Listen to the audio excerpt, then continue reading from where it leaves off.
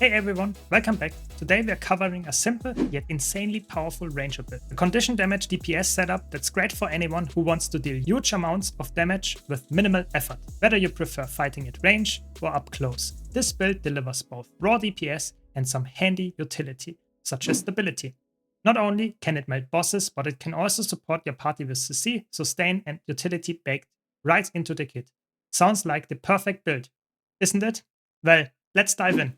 Before we get into the details, quick shout out to all my amazing supporters. You're the reason I can keep making these videos. Small disclaimer here at the beginning, I did not come up with this build, I just want to promote this amazing build. If you want to see a written version and the original build, be sure to check out the description down below.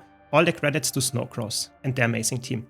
The gear setup is very straightforward. Full Viper stats, power, precision, condition damage and expertise. If you can afford infusions, go with condition damage infusions. They only add about 1% DPS, so definitely not mandatory. For runes, best choice is Superior Rune of the Trapper.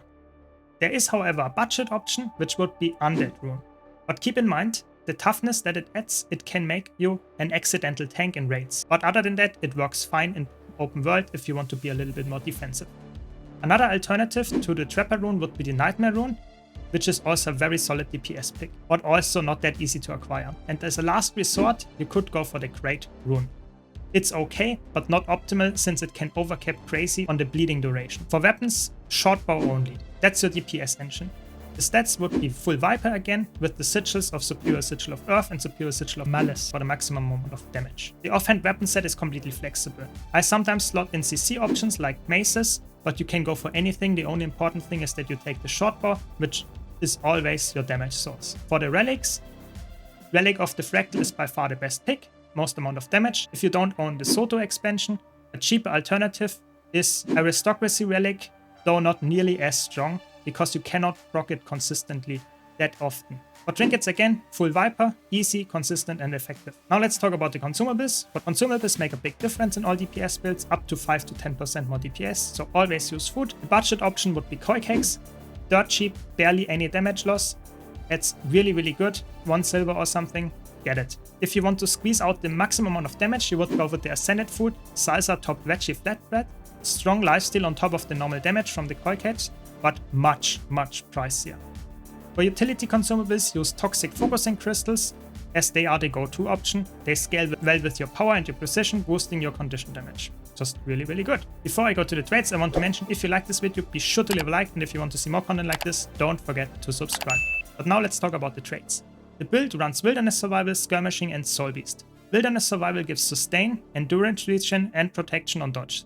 So really strong. It's a healing and a defensive backbone, while also of course giving you a lot of damage. Arachnophobia is a must for expertise, even if you're not running spider pets. Ambidexterity massively boosts your condition damage, 120 even without the cooldown reduction that you get for the daggers.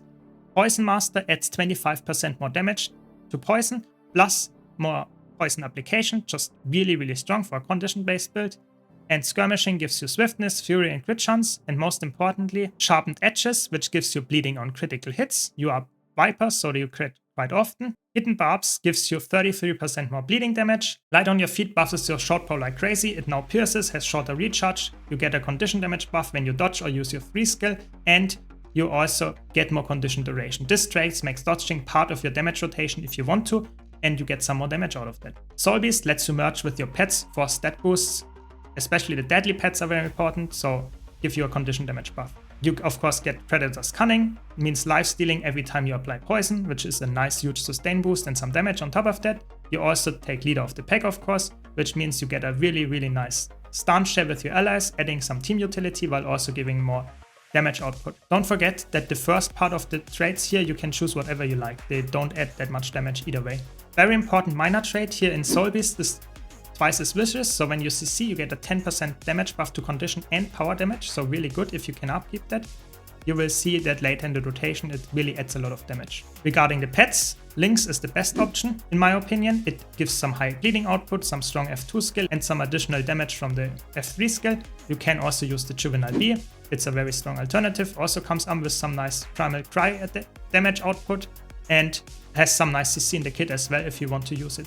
You can find a link where to get the B in Mistborn Barrens in the description down below. Now let's talk about the skills. For utilities, you would use Sharpening Stone, which gives bleeding for the next 10 attacks. So instant cast must take very good damage. You want to take Vulture Stance, which infuses your attacks with poison. Works insanely well with multi-hit skills, also shared with allies if you use the stance sharing trait. Really good. The last option would go with Spike Trap, good damage plus reliable CC. You can also swap that out if you need more defenses or utility. In this slot for the Spike Trap, I would use, for example, Doliac Stance for stability and a nice damage reduction, which is also shared with your allies. It's a nice stun break on top of that. Another option would be the Stone Spirit for get some H's for your allies, or Moa Stance for more boons. For the healing skill, you would either take Bear Stance or Healing Spring for extra cleanse or sustain, but typically I would use the Heal as 1 for the additional boons that you can get because you are the pet and this ranger in the Soulbeast merge form. For the elite skill, always take one wolf pack, doubles your hits for a short amount of times to say, which means doubling poison and doubling bleeding if you get an extra hit. And you can combine it, of course, with Vulture Stance for the maximum amount of damage. And it's also shared with your allies, so really nice damage increase. Yes, it has an ICD, but still really good damage. Let's now go to the rotation. I will explain the opener and then slowly start with a very easy to follow loop and then increase it a little bit more to get even more damage, but you can easily play the first very easy rotation and you will still get a lot of damage. So adjust it to your needs. In the opener, you can recast Sharpening Stones and Vulture Stance right before the fight, and then you open with Poison Volley and pop one Wolf Pack. You use Crippling Shot and Spike Trap if you have it. Then you add Maul and Primal Cry, so you have 2 and F3. After that, use your priority, so Poison Volley into Crippling Shot and Concussion Shot, and fill with auto attacks. So that would be the easy thing, always using just the short bow attacks for damage. The only one that you would skip is the 3 skill. If you want to go one step further and have more attacks and for more damage, you would always keep Sharpening Stone, Vulture Stance, 1 Wolfpack and Spike Trap rolling to get the most amount of damage. And of course use your pet skills F2 and F3 off cooldown. And if you want to get the highest amount of damage possible with this build, then you try to maintain the twice as vicious buff out of the traits by spacing out CC skills like Spike Trap and Concussion Shot, so that you always have this 10% damage buff up. And remember, dodging isn't wasted DPS thanks to light on your feet. Dodging actually buffs your damage as well, so you can dodge for more damage buff after that, even in downtime of fights, for example, or you can just continue damage if you don't need a dodge. That's the build. Simple to play, tons of damage, strong sustain, great CC, and even team utility. It's a perfect low intensity build for open world, raids, and strikes. If you found this guide helpful, don't forget to leave a like, and if you want to see more low intensity builds, tier lists, or class guides, make sure to subscribe. Thanks again to my supporters, you help me keep the lights on and help me keep making content like this. That's it for today, and I'll see you in the next one.